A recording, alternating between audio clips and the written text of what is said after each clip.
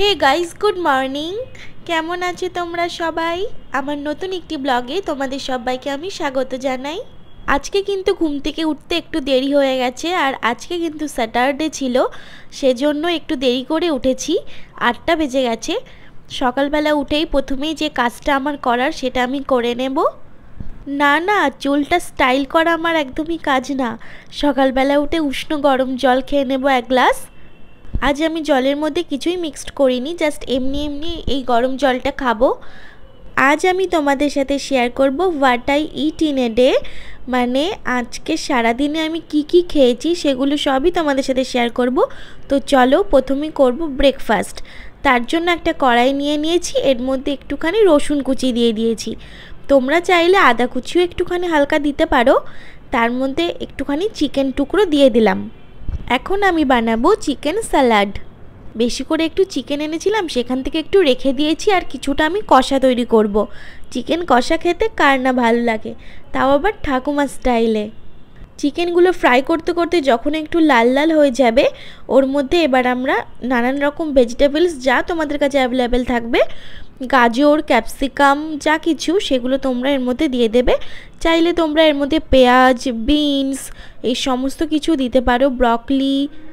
আগের দিন আমি ব্রকলি দিয়ে তোমাদেরকে তৈরি করে দেখিয়েছিলাম, তাই আজকে আমি ব্রকলির পরিবর্তে ক্যাপসিকাম দিয়ে তৈরি করে দেখাচ্ছি। এর মধ্যে একটুখানি লবণ আর একটুখানি গোলমরিচি দিয়ে দিয়েছি। এই দুটো জিনিস দিলেই এনাফ। ভালো করে কড়াইটাকে টস করে নেড়ে নেব। ব্যাস, একদম গরম গরম রেডি হয়ে গেছে। এরপর আমরা একটা প্লেটে এটাকে সার্ভ করে নেব।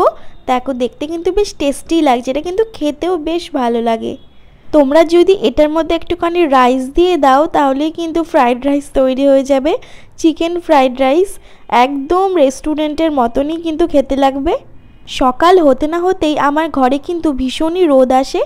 একদম সকাল হতে না হতেই জানলা দিয়ে রোদ একদম সারা ঘরে ছড়িয়ে পড়ে, মানে রোদের কোনোই কমতি নেই। সেই বিকেল 4টে অবধি কিন্তু আমার ঘরেই একইভাবে রোদটা থাকে। অনেকেই এখন মনে করবে, বাহ, এটা তো ভালো কথা, কি সুন্দর রোদ ঢুকছে ঘরের মধ্যে। কিন্তু না, শীতকালে ভালো লাগলেও গরমকালে কিন্তু একদম হালাত খারাপ হয়ে যায়। শীতকালে যেরকম মজা, গরমকালে ঠিক সেরকমই কষ্ট, ভীষণই গরম লাগে। যাই হোক, এরপর আমি সকালে ব্রেকফাস্টের পর কিছু ফ্রুটস এখন আমি ছাড়িয়ে নিচ্ছি। এখন আমার সময় হয়ে গেছে কিছু ফ্রুটস খাওয়ার। এটা রোজই খেতে হবে তার কোনোই মানে নেই। তোমার কাছে যখনই যেটা থাকবে তুমি তখনই সেটা, হাতের কাছে যা থাকবে সেটাই তুমি খেতে পারো। এখন আঙুর ফলের দামটা একটু কম আছে, তাই আমি বাজার থেকে কিনে এনেছি আগের দিন।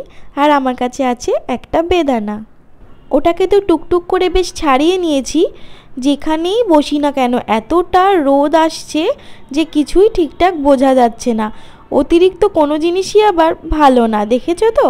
কেন যে আমি এগুলোকে নিয়ে খাটের উপরে বসতে গেছিলাম কে জানে, টেবিলে বসলেই ভালো হতো। বেদানাটা ছাড়াতে গিয়ে একদম রস চারিদিকে ছড়িয়ে যাচ্ছিল, ভীষণই রস ছিল এটাতে।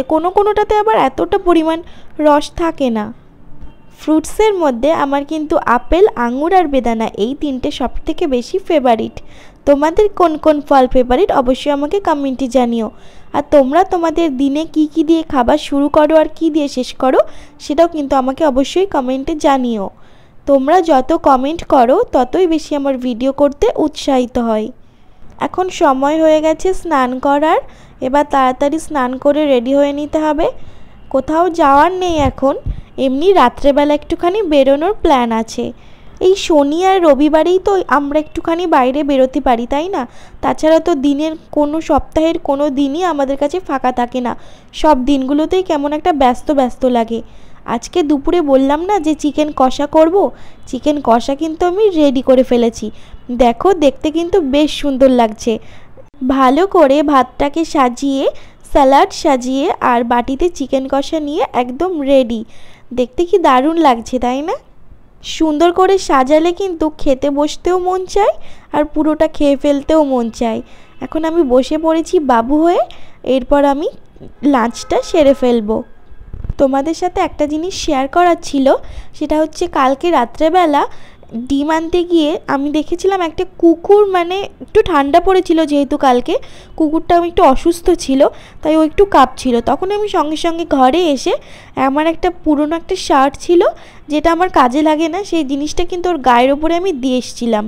তো আমার এটাই তোমাদের কাছে রিকোয়েস্ট যে তোমরা কিন্তু এরকম আশেপাশে কোনো প্রাণী যদি দেখো বিপদে পড়েছে কিংবা তার যদি অসুখ করে, তোমরা যদি পারো কোনো রকমভাবে তাদেরকে হেল্প করতে, অবশ্যই কিন্তু তোমরা পিছিয়ে যেও না।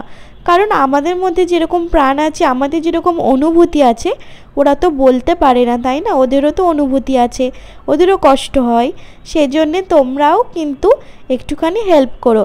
অনেকের তো খুবই পছন্দ কুকুর বিড়াল সমস্ত কিছু প্রাণী, আবার অনেকে আবার একটু দূরে সরে যায়।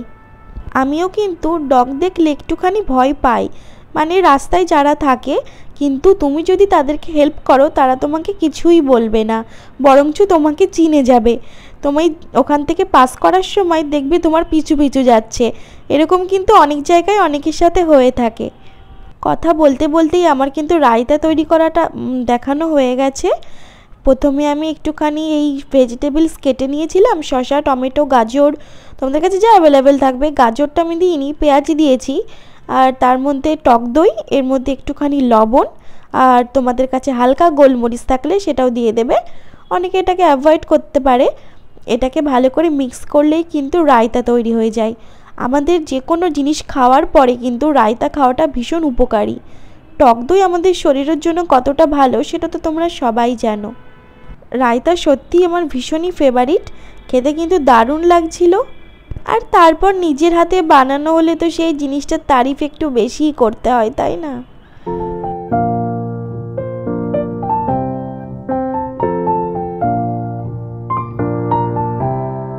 রাতের দিকে কিন্তু একটু বেরিয়েছিলাম, কিছু জিনিস শপিং করার ছিল, কিছু গ্রসারি আইটেম সবই শেষ হয়ে এসেছে। আর আমার বন্ধু বলল চল ব্যারাকপুরে গিয়ে একটু বিরিয়ানি খেয়ে আসি। কিন্তু আমি বললাম আমি ভীষণই মোটু হয়ে যাচ্ছি, বিরিয়ানিটা আমি খাবো না, তুই খাস বরঞ্চ, আমি বরঞ্চ বাড়িতে দিদুর জন্য নিয়ে আসবো একটু। তো আমরা গেছিলাম ব্যারাকপুরে, যেটা ফেমাস দাদা বৌদির বিরিয়ানি। তোমরা তো এখন সবাই জানো, এখন তো ফেসবুক ইউটিউব খুললেই চারিদিকে ছড়িয়ে রয়েছে। সুন্দর একটা নাল্লি পিসুর পড়েছিল। তো যাই হোক, আমরা বিরিয়ানি খেয়ে নিই। ভিডিওটা এ পর্যন্তই। ভালো লাগলে লাইক শেয়ার সাবস্ক্রাইব করো। টাটা।